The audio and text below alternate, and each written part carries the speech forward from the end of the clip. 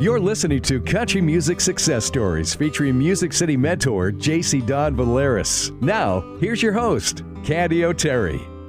Get ready, because you're coming with JC and me to Leapers Fork, Tennessee. Rolling hills, ancient trees, wide open spaces, cute little shops, and horses grazing in green pastures.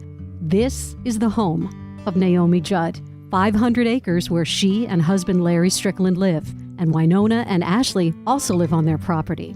To say that this country music icon has come a long way is an understatement. All of a sudden, you're on a stinking mountaintop in Kentucky and you don't have a telephone or a TV. We couldn't afford anything. We settled into Naomi's recording studio, which is located in this big red barn on her property. Boy, I'll tell you what, she made us feel so welcome, and she's got a heart of gold. Miss Naomi, thank you for having us here. Well, glad to have you as visitors. Do you ever sit back in your favorite cozy chair, wherever it is here that you just feel most at home, and marvel at how far you and your daughters came? I think every minute. You can't be as poor as I was and as scared and gone through as many tragedies. I'm talking about torture and rape and beatings and really unbelievable stuff. You can't go through all that stuff without it coloring every day. The people I meet, the things that people say to me are hidden in my heart. They think they know me, and I really cherish that. My hope in doing this interview with you is just that. I hope that you can inspire any woman who feels like she just can't make it, like she's up against it, because as you say, there's always hope. Let's go back to you're a teenager, and you give birth to Winona. I guess it was just a couple weeks before you were supposed to graduate from high school, right? No, it was actually graduation night, May 30th, 1964. I had been date raped in August, the night before my senior year started, by a football player in town that heard I was alone. I was left alone to take care of the kids. I was the oldest in a big family. And I got pregnant the first time I had sex. So then 3 months later, when I called her to say I thought I was pregnant, he said, well, tough luck, kiddo. Hung up the phone, and we never heard from him, ever. And then what happened? I had to marry the town jerk to have a roof and a name. Yeah. You moved to Los Angeles with your first husband, and then Ashley is born soon after. How did you earn a living at that time in your life? Well, remember, I just barely had a high school diploma that they sent me in the mail. My senior year, they kicked me out of school, which was unbelievably scandalous. I was the town good girl. I made straight A's. I played piano at the First Baptist Church on Winchester Avenue every Sunday. So all of a sudden, here I am. Shamed. Yeah, and they thought if I was sort of the hero girl, then they didn't want any of the other girls looking up to me. I didn't have any skills. I'd never worked a day in my life. So I got a divorce from Michael and got a house off the Sunset Strip. It was only $350 a month rent, and I could walk both of them to their school and back in that climate. And I got a job as a receptionist. I read that you were once a secretary for the Fifth Dimension. Is Yes. that true? Yes. Up and away in my beautiful balloon, right? Yeah. What was that like? The Donny up Aquarius. Well, I had to have some place that was within 8 blocks, because if it was longer than that, I'd be too tired by the time I walked to work.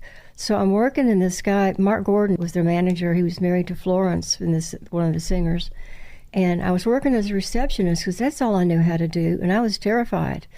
I didn't even feel capable or qualified to do that. But it came time for family birthday cards, and I went back in the office supply room where the fax machine and everything was, and I used their stamp machine, but I put the money back in the little change box. And Jeanette, who was the head of the whole kit and caboodle, ran everything, the supervisor, she came up to me, very stern lady, wasn't a very happy person. She said, Miss Naomi Judd, did you put those quarters and nickels in that little box? And I said, yes, ma'am, because I want to repay you for your stamps.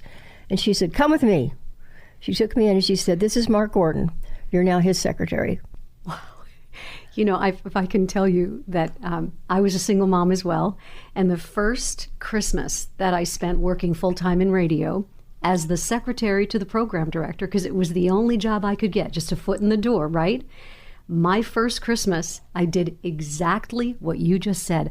I stayed after work. I was making out my Christmas cards, and there was a box next to the stamp machine, and I paid them back for my stamps. Oh. So you and I are connected on that. Michael took us out there for a job. I didn't like that culture back then. I didn't want my kids growing up that way. I wanted them to know where they came from, to have some values, and I happen to know enough about psychology to know that by the time a child is 3, they have a winner or a loser attitude about themselves, and by the time they're 8, their personality is formed. So I was doing this job. It was pretty much minimum wage. I was a paycheck away from the street every night, and then there was a guy that lived next door to us that was awfully cute. I mean, like, looked like James Dean, that's what I called him. Drove a little blue Corvette, and he was something. We went dancing a couple of times, and he was a great dancer. I'd never dated before. He just swept me off my feet because he was so flattering, and he kept telling me I could do it. And while I was at work, he'd come by and run the vacuum, do a load of laundry. I just couldn't get over it. Then one night, he slapped me across the face real hard, and I had no clue that this kind of stuff existed.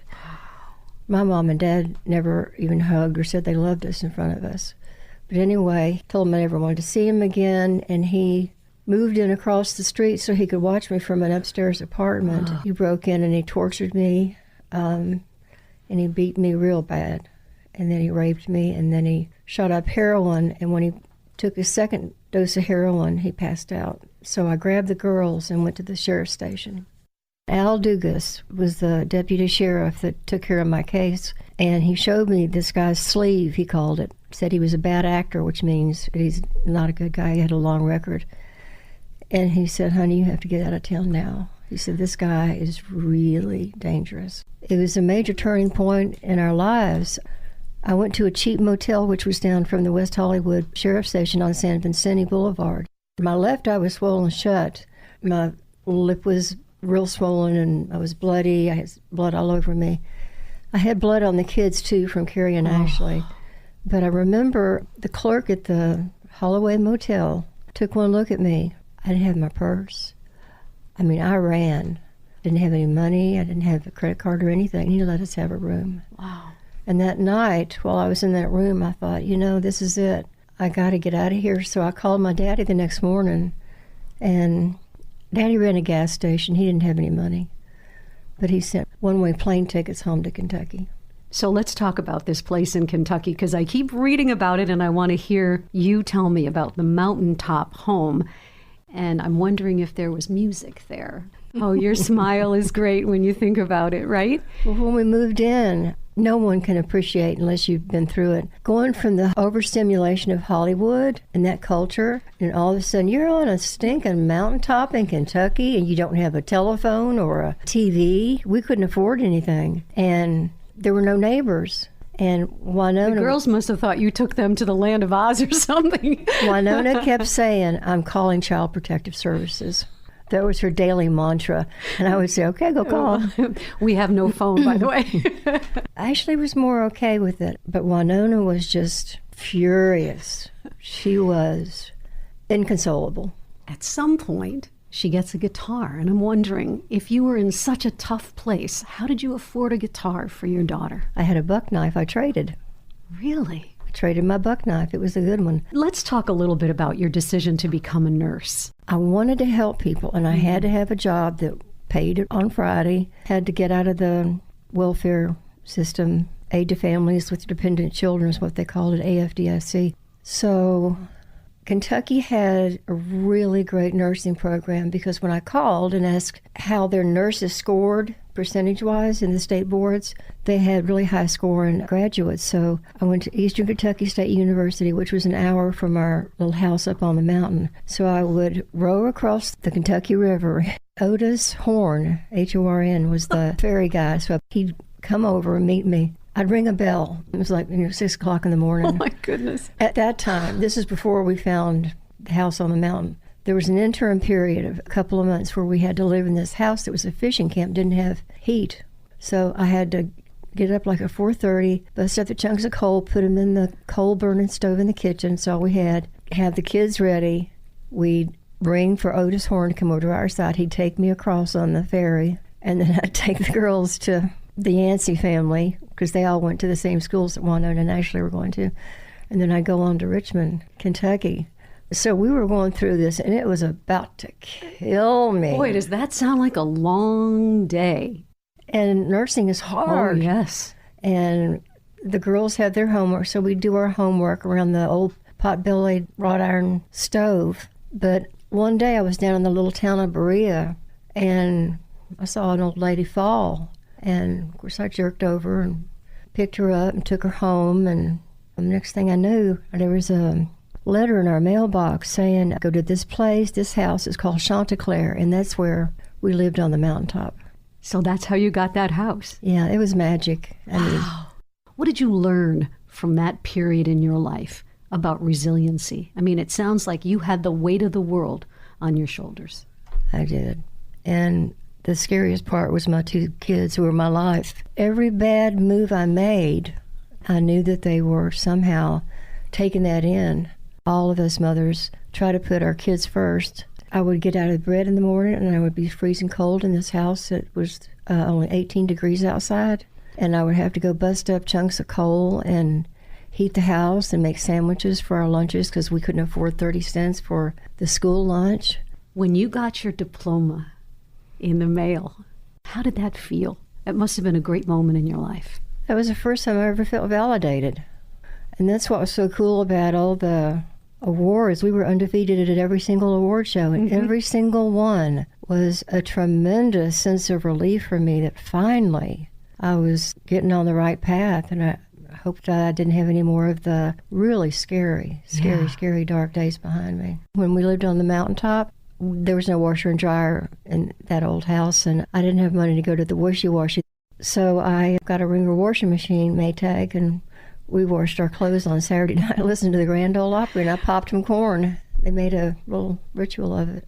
So you moved to Nashville, and I've read, Naomi, that you really worked hard to try to get some doors to open up for you and Winona, that you had a little cassette tape. Can you tell me that story? Oh, I went to Kmart and got a little cassette player. I remember it was $30 because it took me a while to save that much. Well, and I would sing into that, and then I would put her to bed, and I would go back. I got another tape recorder, and I would put a blank one in. I would play that one, and then I would sing along a third with that. There was a moment when you took care of someone's child and that person was in the record business, and tell me the rest of that story. He came out to hear you guys sing? Well, now we're in Nashville. At first we lived in a cheap motel on Murfreesboro Road. It was pretty pitiful. And the 3 of us slept in one bed, and we had a lot of bologna and crackers. And to this day, Winona and Ashley will not eat bologna and crackers. So along comes this guy who comes to listen to your music. Tell me about that day. Well, I took care of his daughter in the hospital. I was head nurse in ICU, which is extremely stressful. And you really have to know your stuff to be able to do that. So there was this guy named Brent Mayer, and when his daughter was discharged from the hospital, I was very professional. I asked if I could give him a little cassette. And he had it in his car. I mean, he's like this big-time guy, so he just had it in his ashtray in his car. And a couple of weeks later, he said he was driving home, and he just ran off the road listening to this stuff, and he thought, that's wacky. I have no idea how they did that, what's going on, who they are. And that was it. Well, first, we have to go in, and Winona and I were speaking to each other. Her rabbit ate my aloe vera plant. So I put the darn thing out in the field, and she was hysterical. And I brought that plant all the way from California. I was so pissed at her. I didn't give a flip about that damn rabbit. So she wasn't speaking to me, just looked out the window the whole way to the RCA Live audition.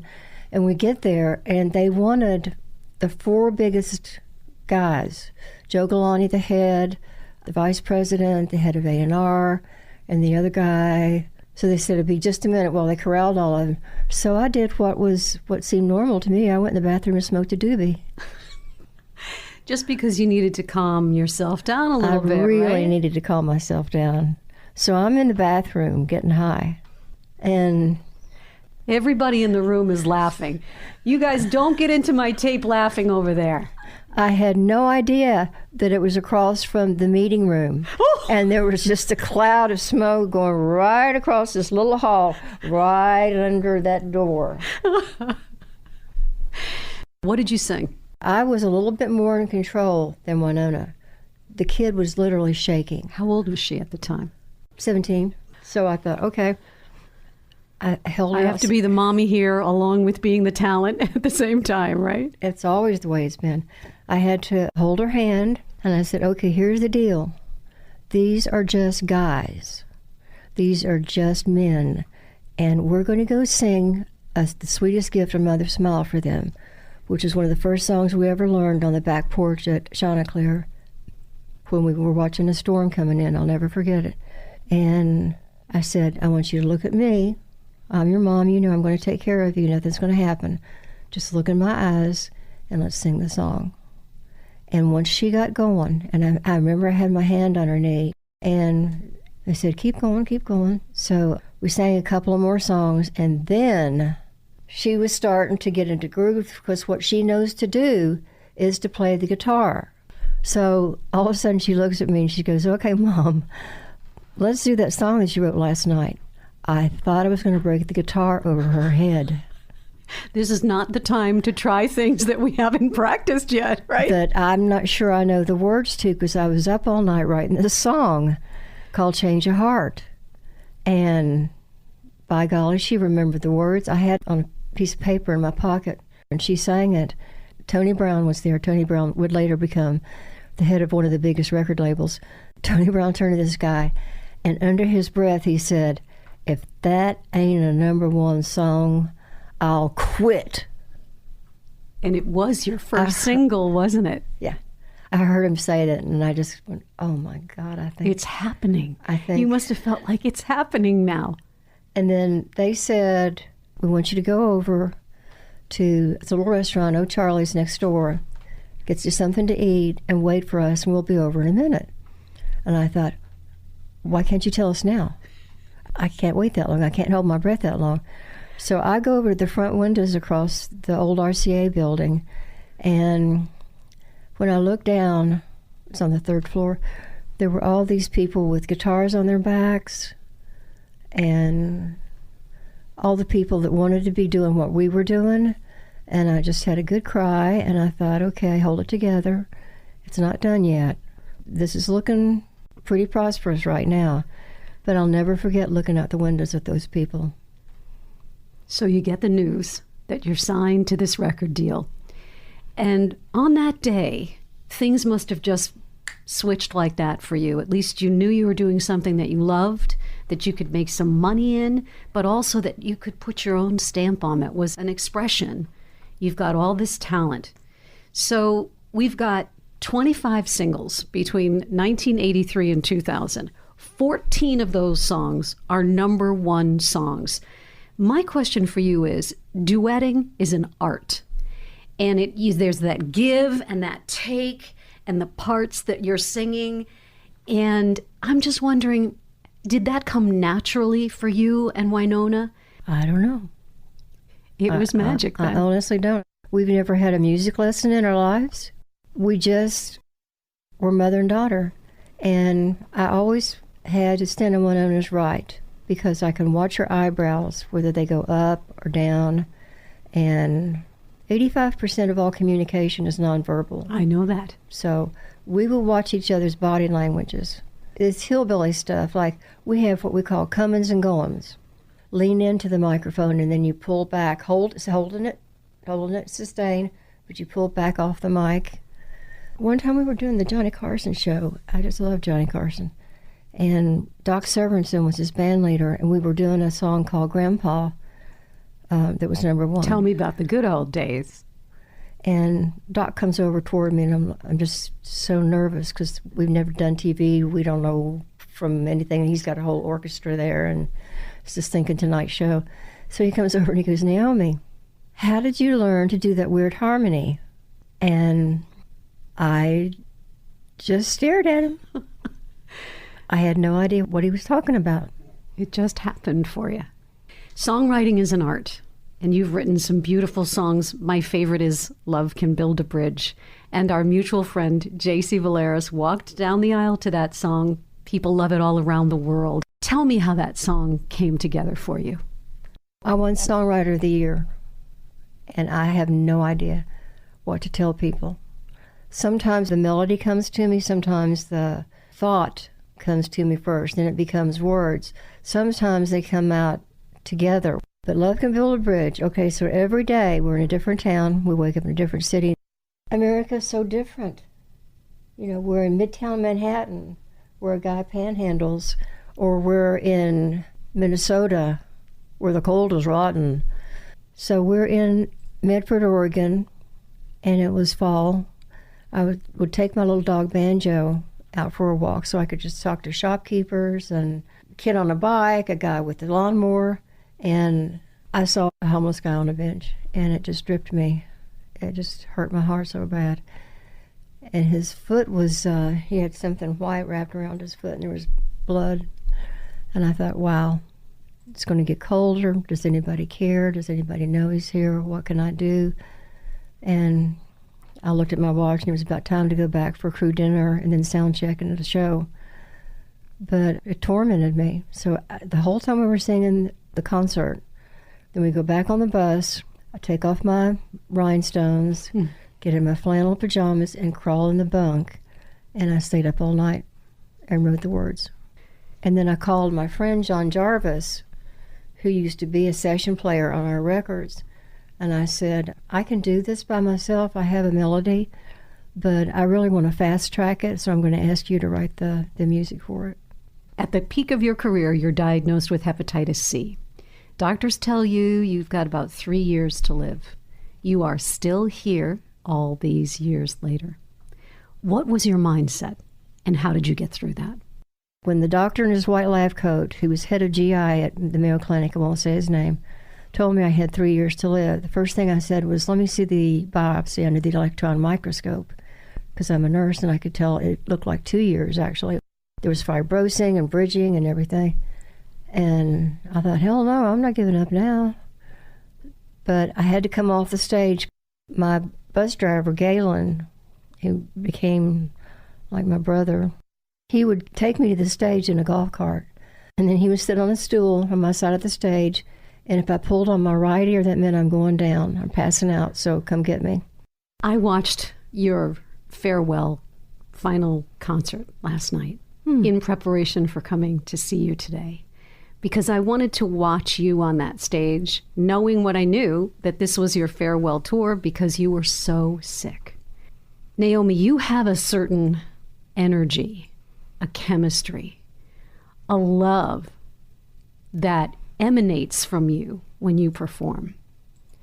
And the audience, no matter whether there's 100 people in the room or 40,000 people in a stadium, they all feel you. Wow. How do you do that? I don't know. It's beautiful. It's beautiful. I know that I love people so deeply that there are a lot of times when, and I did it the other day, I was going into Target. I stopped before I went through the door, and I did this, and I literally put myself like in this glass bubble because I can feel people. I'm so intuitive. I'm so empathic. I can pick up on people's stuff. Couple questions before we come toward the end of the interview, and I ask everyone who sits where you are today to answer these couple questions. When an obstacle is in your path, how do you get around it? 2 things. One is I try to outsmart it. If I can't outsmart it, there's a concept called radical acceptance. I learned that there are certain things that you absolutely cannot change. It's not within your power or your reach to do it. So what you have to do, what is up to you, is to let it go. At the beginning of the show, we talked about the hard times, the adversity that you've been through. And we shared that as a hope of people hearing your story, that you could empower them by your message. What do you say to someone who's facing something frightening, something violent, a wall she can't seem to get past, what words of wisdom can you share with someone today? Know that I'm out here. I care. I've been through an alphabet of tragedies and trials, and I'm still here. At each one of them, I wasn't sure I was going to make it at all, but I just kept like the little engine that could. I think I can, I think I can, I think I can. One of the important things is to find people to help you, and I never had anybody to help me. Trust is the single most important emotion, so you might have to find somebody that you can trust to give you ideas. And I've got a circle of girlfriends. We're called the Divine Sisters of the Yaya Sisterhood after a movie I actually did. And there have been times when we would get together and try to help someone who's going through something. Reba lives across the road, and I told her about the Divine Secrets of the Yaya Sisterhood, and she wants to be initiated. That'll be a fun experience. There's an actual initiation ceremony that I came up with. Oh, that's fun. So one of the things also is to admit to yourself, what role are you playing in this? That came late to me. What does success mean to you, Naomi Judd, right now, at this moment, sitting here in your beautiful studio? And thank you again for letting us come into your life today. I've been so poor, so it's really nice to be able to know that the land is paid off and the cars, and I've got a home. And biggest things are this man that's sitting right here beside me. His name is Larry Strickland. He's very handsome. He's the best success story of all. And then the fact that Ashley calls me every single day. She's a busy gal. I want to say thank you so much for being our guest today. Naomi Judd, thank you so much. You want to be one of the Divine Secrets of the Yaya Sisterhood? Yes, please. We can indoctrinate you. Oh, yeah, please. What a huge dose of inspiration from the incredible Naomi Judd. Hi, this is JC Valeris, your Music City mentor. Growing up, Naomi was always my biggest songwriting inspiration. And studying her lyrics and music, it gave me the foundation to begin writing songs of my own. Getting to know Naomi and having the opportunity to ask her about the technique and style of her writing, it has been one of the greatest gifts of my life. One of the things that you might find interesting about Naomi's songwriting is that she doesn't have one set formula. Like she told Candy in the interview you just heard, Naomi often doesn't know where a song idea comes from. They just happen to her in all different ways, and they come from different places. The thing that makes Naomi such a prolific songwriter is the fact that she has the ability to take her ideas, no matter where they come from, and mold them into something that moves and touches the hearts of so many people. Becoming a great songwriter isn't something that you can achieve overnight. It takes lots of hard work and practice, lots of writing different styles and different kinds of music. Eventually, you'll get to the place where you are so confident with the music that you are churning out, you'll begin sharing it, you'll begin recording it, and maybe even pitching it to other artists. If songwriting is something that you're interested in, I have a couple of tips on how you can start perfecting that skill, and maybe you'll be the next writer of a hit song like Love Can Build a Bridge. The first tip that I have for you is really simple, and that's just to listen.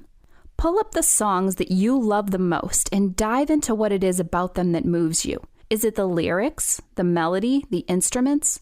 Maybe it's the mood that the song creates or the feeling you have from a certain phrase or cadence. Maybe they paint a picture and it makes you feel like you are right there inside of it. Whatever it is, start taking notes on these things, because eventually these will be the things that you incorporate into your own music. Now, I'm not telling you to go out and copy what others are doing, but you can absolutely draw ideas and inspiration from listening to other songs. Tip number 2. Practice, practice, and then practice some more. They say practice makes perfect, and while I'm not guaranteeing that you'll be writing a perfect song right out of the gate, the more you do it, the better you will become. Whether you jot down a few hook ideas or sing a melody into your phone, try to practice your songwriting skills every single day, even if it's just for 20 minutes. If you're lacking the inspiration to think of ideas for hooks and melodies, there are other ways that you can work on this. One technique I like to recommend is polishing up on your rhyming skills. It's easy, and you'll find out how much value this kind of thing will bring to the table, especially when you are co-writing. Let's say you're in a co-write and the other songwriter throws out a word like emotion. And it's at the tail end of a perfect line, but everyone is stuck on where to take it, and the room goes silent. Trust me, I have been there.